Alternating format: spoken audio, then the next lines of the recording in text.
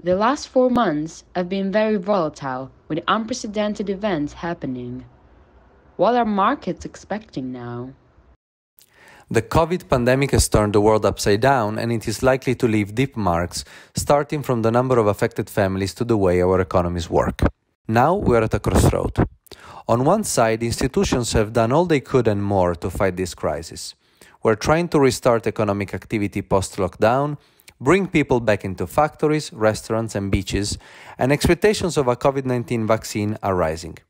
On the other, the pandemic is accelerating globally, with signs of localized second waves already emerging across Europe and the USA, and with a deterioration of GDP growth expectations.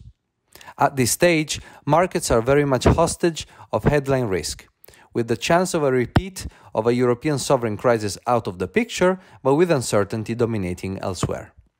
Banks have been on a roller coaster, down 50%, then up 40% from the bottom, now settled at plus 20%. How are they doing?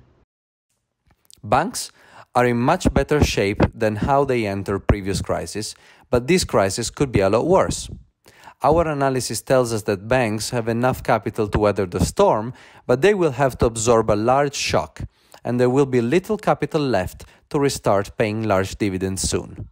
So, while banks are cheap and we see little downside risk, after the recent rebound from the strong European policy response, we do not see obvious upside risk, as profitability is likely to stay low for the next 2 years.